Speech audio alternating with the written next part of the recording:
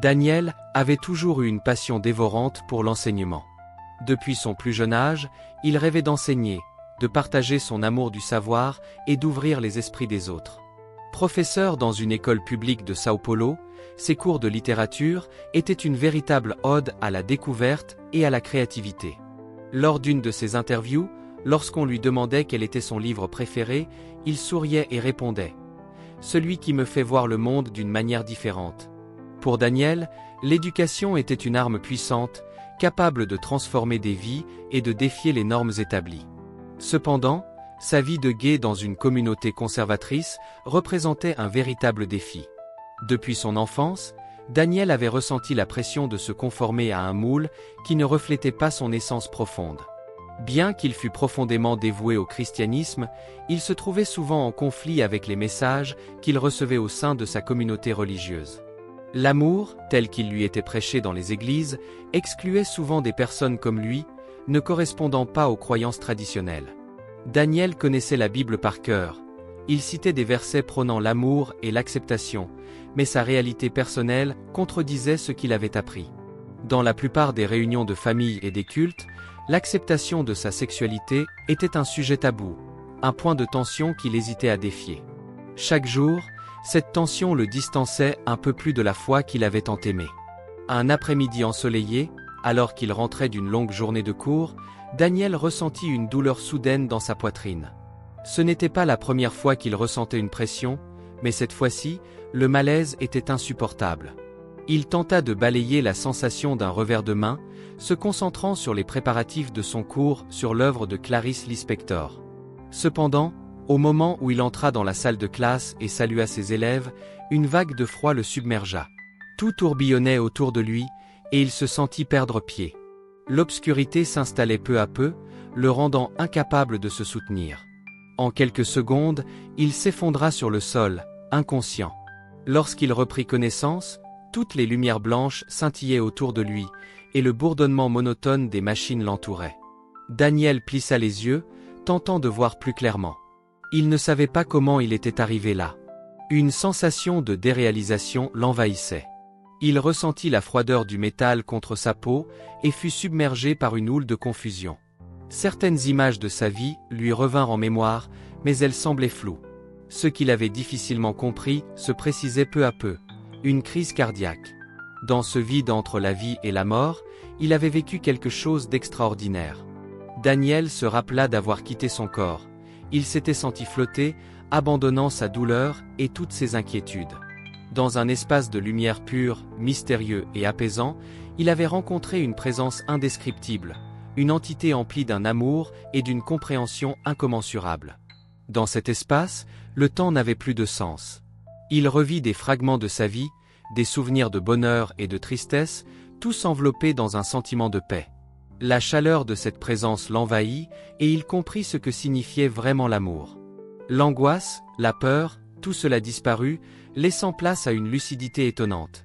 L'acceptation qu'il avait tant recherchée ne dépendait pas de la validation des autres, mais de sa capacité à s'accepter tel qu'il était. Ce moment de révélation fut à la fois libérateur et troublant. Lorsque Daniel ouvrit les yeux, il fut accueilli par des visages familiers emplis d'inquiétude. Sa mère, ses amis, leurs préoccupations étaient palpables, mais Daniel, quant à lui, se sentait différent.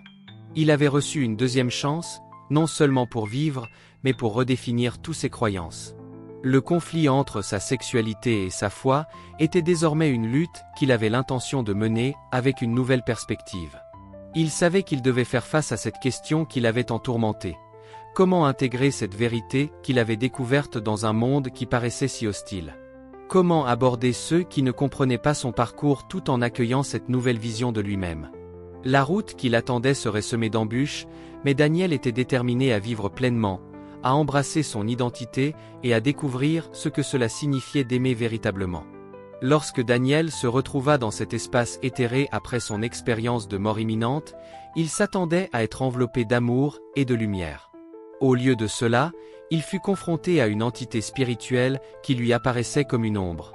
D'abord flou, ce visage devint plus distinct, se révélant inquiet et tourmenté. Cet être, manifestement négatif, semblait alimenter toutes ses peurs les plus profondes. Daniel ressentit un frisson parcourir son corps alors qu'il réalisait que cette entité représentait ses doutes et ses culpabilités, tout ce qu'il avait tenté de fuir au cours de sa vie. Les mots de cette ombre résonnaient dans son esprit comme un écho lointain, le poussant à revoir les choix qu'il avait faits et à contempler tout ce qui était considéré comme un péché dans sa communauté.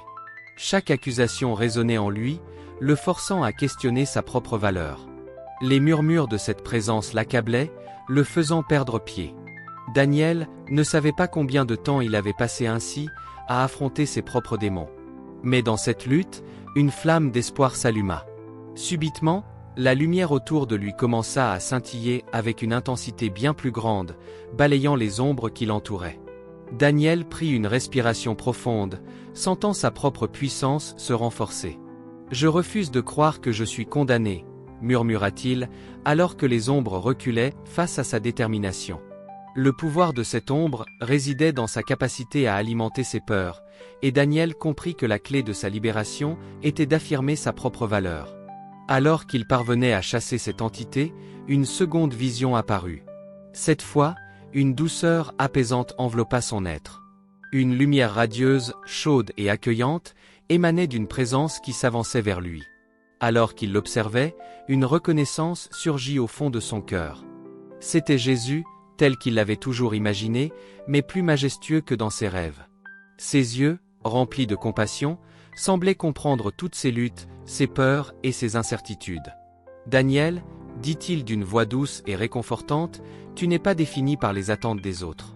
Tu es aimé, non pour ta conformité, mais pour ta véritable essence. » À ces mots, une chaleur intense l'envahit, comme si chaque parcelle de son être était réchauffée par l'amour divin. La lumière qui l'entourait ne semblait pas seulement irradier une beauté incommensurable, mais aussi une vérité ancienne et puissante. C'était l'amour inconditionnel, celui qui transcende toutes les notions de jugement et de rejet. Ils communiquèrent sans parole, et Daniel comprit que Christ l'invitait à voir au-delà des limites que lui-même avait imposées.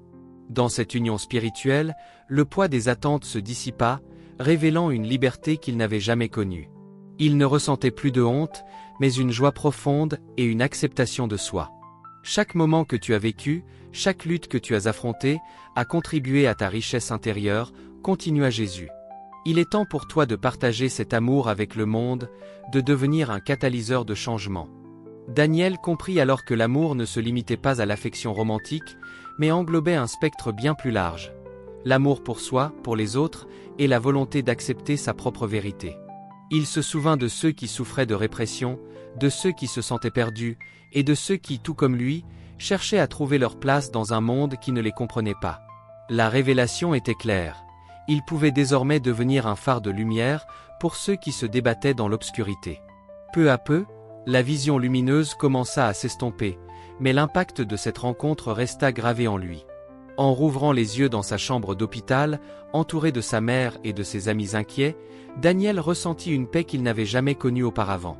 La confusion et la lutte qu'il avait habité auparavant avaient laissé place à un sens renouvelé de l'espoir et de la détermination.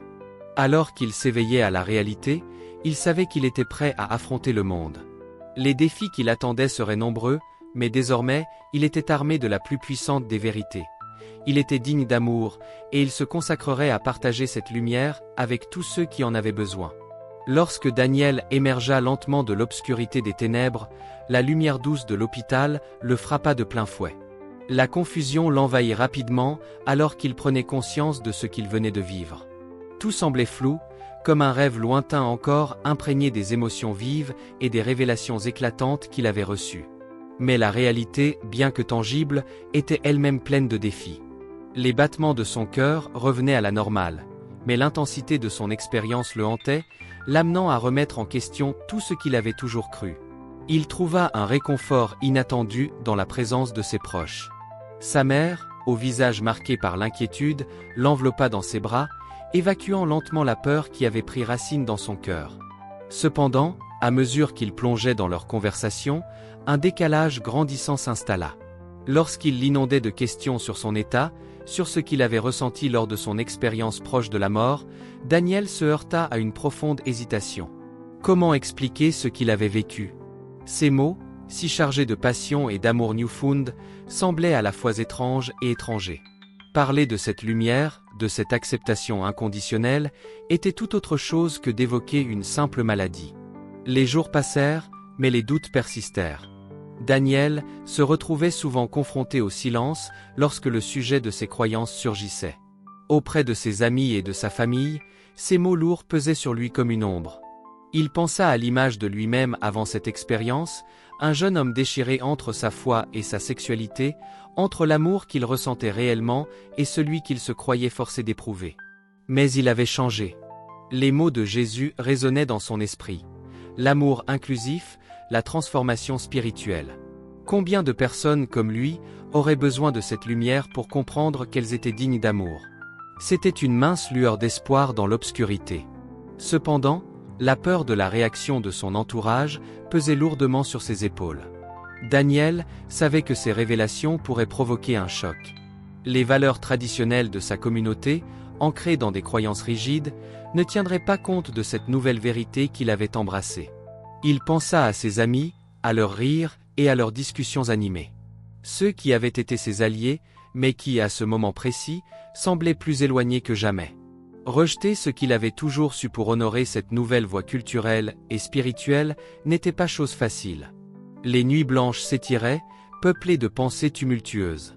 Daniel se frayait un chemin à travers son conflit intérieur, se posant des questions qui semblaient tout autant sombres que sa propre lutte. Comment se tenait-il fermement dans une foi qui prônait l'amour et l'acceptation, tout en sachant que cela pourrait balayer les fondations de ses relations chères? Comment pouvait-il être le porteur de cette lumière lorsqu'il craignait l'obscurité du rejet? Le fardeau de cette incertitude pesait de plus en plus sur son cœur. Mais une nuit, alors qu'il était allongé dans son lit, les yeux rivés au plafond, il comprit qu'il devait être la voix qu'il avait tant attendue. Au fond, son désir de revendiquer son identité et d'agir sur ses convictions était plus fort que la peur. Cette prise de conscience illumina son esprit. Il voulait partager son histoire, celle de la découverte d'une foi qui ne le condamnait pas mais qui l'élevait. Daniel savait qu'il ne pouvait pas contrôler les réactions des autres, mais il pouvait créer un espace où la compréhension et l'amour seraient à la fois vécus et partagés. Avec cette nouvelle détermination, il se leva, prêt à affronter ses proches. Il les invita, un soir, à une discussion, un échange où il pourrait se dévoiler sans masque, sans crainte. Alors qu'ils se retrouvaient en cercle, Daniel sentit son cœur battre la chamade. Chaque regard, chaque murmure autour de lui était porteur d'une combinaison de préoccupation et d'attente. Lorsque ces mots commencèrent à s'échapper, formant les premières phrases de sa vérité, il réalisa qu'il ne parlait pas seulement pour lui-même, mais pour tous ceux qui avaient été confrontés à la lutte entre l'amour et la peur. Daniel partagea son histoire, et comme le fil d'une toile se tissant lentement, il espérait qu'il en sortirait une compréhension et une connexion renouvelée. Il savait que ce chemin serait semé d'embûches, mais en défiant les conventions, il se tenait prêt à ouvrir son cœur et à accepter les conséquences de sa vérité. Un acte de courage qui pouvait aussi mener à une transformation. Ce moment marquerait le début d'un nouveau voyage, non seulement pour lui, mais peut-être aussi pour ceux qui l'entouraient. Une exploration audacieuse de l'amour, de la foi et de la véritable acceptation, tant personnelle que communautaire. Avec une nouvelle détermination, Daniel se mit en quête de partager son expérience avec le monde. Il comprit que sa voix pouvait être un instrument de changement, une source d'espoir pour ceux qui se débattaient dans l'ombre de leur propre lutte. Ses premiers pas furent hésitants, mais progressivement, il commença à établir des groupes de soutien dans sa communauté, des espaces où la foi et la sexualité pouvaient être discutées sans peur de jugement. Le premier de ces rassemblements, organisé un samedi soir, se tint dans une salle communautaire qu'il avait réussi à réserver grâce à l'aide d'un ami de confiance. Alors qu'il attendait que les participants arrivent, il ressentit à la fois de l'excitation et une nervosité palpable. Qui viendrait? Qui oserait s'engager dans ce dialogue si délicat? Les minutes passaient lentement, mais lorsqu'il aperçut finalement quelques visages familiers pousser la porte, un soulagement se mêla à l'adrénaline. Au fil des semaines, les rencontres devinrent régulières, attirant des personnes au parcours variés, chacun apportant sa propre histoire, ses propres questions et ses propres appréhensions. Les échanges étaient riches, remplis de larmes, de rires et d'une profonde humanité. Daniel était fasciné par la résilience de chacun, leur lutte résonnant avec les siennes, et la passion avec laquelle il cherchait une voie vers l'acceptation et l'amour. Cependant, alors qu'il cultivait ces nouveaux espaces de dialogue, les défis ne tardèrent pas à surgir. Les leaders religieux de sa communauté, bien que souvent bienveillants, exprimèrent leur mécontentement face à l'ouverture de ces groupes. Pour eux, le discours sur la sexualité devait rester à l'écart des valeurs qu'ils prônaient. Daniel se trouva rapidement au cœur d'une tempête médiatique locale, critiqué par certains qui voyaient en lui un traître à la foi. Les échos de leurs reproches retentissaient dans sa tête, mais il ne pouvait pas abandonner sa mission. Les messages de soutien qu'il recevait des participants, des témoignages de personnes réelles qui avaient trouvé du réconfort et de l'espoir grâce à ces rencontres, l'encourageaient à continuer. Un soir, alors qu'il prenait la parole lors d'un de ces groupes, une douce main se posa sur son épaule. C'était Lucie, une femme d'un certain âge qui avait assisté à toutes les réunions. Sa voix tremblait légèrement lorsqu'elle prononça ces mots. « Tu es ici pour nous, Daniel. Tu as compris ce que beaucoup d'entre nous n'ont jamais osé dire. Nous avons besoin de toi. » Ces paroles résonnèrent profondément en lui, renforçant sa conviction que sa lutte n'était pas vaine. Au fil du temps, des alliés inattendus commencèrent à se manifester, y compris des membres plus âgés de la communauté, des femmes et des hommes qui avaient eux aussi été marginalisés à un moment ou un autre. Ils se joignirent à lui, renforçant le mouvement qu'il avait créé. Mais la résistance demeurait forte. Au fur et à mesure que la réputation des groupes de soutien grandissait, les critiques se firent aussi plus insistantes. Les réunions attiraient l'attention, et les membres de l'église locale étaient de plus en plus alarmés par l'implication de Daniel. Il subit un appel à l'ordre d'un ancien pasteur, un homme respecté dans la communauté, qui le sommena de renoncer à ses initiatives. Cette confrontation était difficile, et Daniel se sentit pour la première fois acculé. Se tenait-il vraiment sur un terrain si instable? Mais il se rappela de ses propres expériences, de la lumière qui l'avait ébloui et du message d'amour qu'il avait reçu. Au fond, il savait qu'il ne pouvait pas reculer. L'assemblée suivante fut marquée par une montée lente de l'anxiété. Daniel s'y présenta non pas avec la peur, mais avec une détermination inébranlable. Lorsqu'un des membres invités exprima sa peur d'être rejeté par leur communauté, il ne put s'empêcher de prendre la parole. Sa voix, bien que tremblante au début, trouva rapidement un rythme, alors qu'il réaffirmait le droit de chacun à aimer et à être aimé. Il partagea sa propre lutte avec l'angoisse, souligna l'importance de l'acceptation et invita tout le monde à s'unir pour créer un havre de paix. Les visages autour de lui reflétaient des flots d'émotions différentes, et il savait qu'il touchait quelque chose de profond au sein de chacun d'eux. Au fil des mois, les groupes prirent une ampleur inattendue, générant un élan d'espoir, mais également des débats houleux au sein de la communauté. Frustration, larmes et soutien mélangés, chaque rencontre devenait un champ fertile pour les réflexions sur la spiritualité et la diversité. Les maux du passé se mêlaient aux attentes d'un avenir plus inclusif. Daniel avait lancé une flamme qui échappait à son contrôle, mais chaque nouvelle voix était une affirmation de solidarité.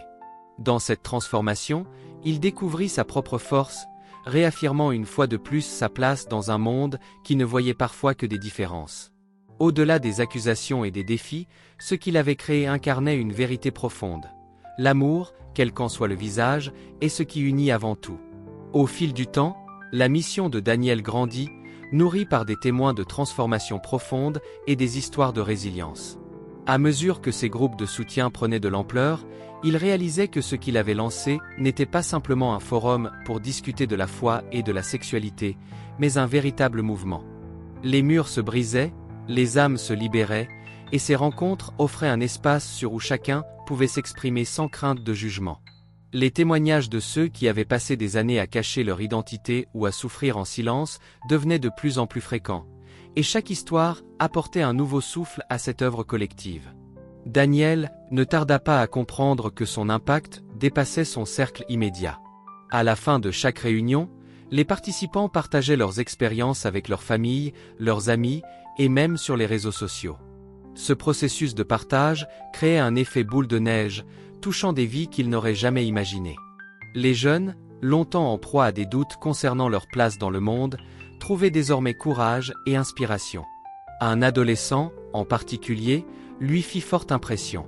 Cet adolescent avait été sur le point de quitter sa communauté, pensant qu'il ne pourrait jamais être accepté, mais après avoir assisté à plusieurs réunions, il avait décidé de revenir, le cœur plein d'espoir. Daniel réalisa, alors que sa mission se transformait en un véritable phare pour ceux qui naviguaient dans des mers tumultueuses de rejet et d'incertitude. Dans ce sillage, Daniel se rendit compte que la demande de nouveaux groupes de soutien ne cessait d'augmenter. Avec des amis et d'anciens participants, il commença à étendre ses initiatives, visitant d'autres villes, animant des ateliers et créant un réseau de personnes partageant les mêmes idées. À chaque fois où qu'il aille, il était accueilli par des regards reconnaissants et des bras ouverts. De simples espaces de discussion se transformaient fréquemment en communautés de soutien interconnectées, offrant des ressources, des conseils pratiques et, surtout, une solidarité inestimable. Au fur et à mesure que le réseau se développait, Daniel vit naître des histoires d'amour, d'acceptation et d'amitié, renforçant sa croyance en la force du lien humain. En réfléchissant à son parcours, Daniel se remémora les moments décisifs qui l'avaient amené ici. Chaque hésitation, chaque combat personnel lui avait permis de se forger, de construire une résilience et une sensibilité accrue envers les autres. Il se rappela des défis qu'il avait affrontés et de la manière dont il avait dû se battre pour s'affirmer non seulement en tant qu'individu, mais aussi en tant que défenseur d'une cause plus grande que lui. Le chemin n'était pas sans embûches, mais chaque obstacle avait ouvert une porte, mettant en lumière l'importance cruciale de la quête de vérité spirituelle et d'un amour inconditionnel. Daniel observa également comment son propre processus de guérison s'était intensifié à travers le service aux autres. En écoutant les histoires des participants et en les soutenant dans leur lutte, il découvrit des couches de son être qu'il n'avait jamais explorées. La vulnérabilité que chacun partageait devenait une force collective, une promesse d'unité face aux adversités. En se tenant à leur côté, il ne se contentait pas de donner. Il recevait aussi, apprenant à chaque réunion quelque chose de précieux sur la nature humaine. Ces échanges l'enrichissaient, et il comprenait que la diversité des expériences humaines était ce qui rendait chaque rencontre unique et précieuse. Avec le temps, le moment vint où Daniel sut qu'il devait penser à l'avenir. Ce qu'il avait créé ne devait pas seulement survivre à sa propre présence, cela devait perdurer et influencer des générations futures. Il se mit à réfléchir à la manière de pérenniser son œuvre, envisageant des moyens de formaliser les groupes de soutien, de former des leaders au sein de la communauté, et de travailler à des initiatives éducatives dans les écoles locales. Sa vision s'élargit, et les projets se mirent à prendre forme, chacun portant sa promesse d'un avenir où l'amour et l'acceptation primeraient sur la peur et le jugement. Daniel ne pouvait s'empêcher de sourire à l'idée de l'héritage qu'il était en train de créer. En revenant à ses réflexions initiales sur le courage et la foi, il comprit que son chemin spirituel n'était pas seulement le sien, mais une voie pour beaucoup d'autres. Par cette quête de vérité, il avait éveillé des esprits et touché des cœurs, semant les graines de l'espoir dans les esprits de ceux qui avaient souvent considéré le rejet comme leur destin inéluctable. En redéfinissant la manière dont la foi pouvait coexister avec l'identité, il avait ouvert un dialogue essentiel qui ne pouvait que se renforcer avec chaque voix ajoutée à l'ensemble. Ce mélange d'émotions résonnait puissamment en lui. Daniel savait que, tant qu'il y aurait des histoires à raconter et des âmes à rassembler, sa mission continuerait d'évoluer et d'inspirer. Il était conscient que le chemin était encore long et que de nouveaux défis pouvaient surgir, mais cela ne le rebutait pas. Au contraire, cela renforçait sa détermination. Dans ce voyage, il avait appris non seulement à chanter sa propre mélodie, mais aussi à diriger une symphonie de voix diverses, unies dans la quête d'un amour véritable, incommensurable et universel. Rien n'était plus précieux que ce lien humain, né de l'acceptation et de l'amour inconditionnel, un héritage qui, il l'espérait, vivrait encore longtemps après lui.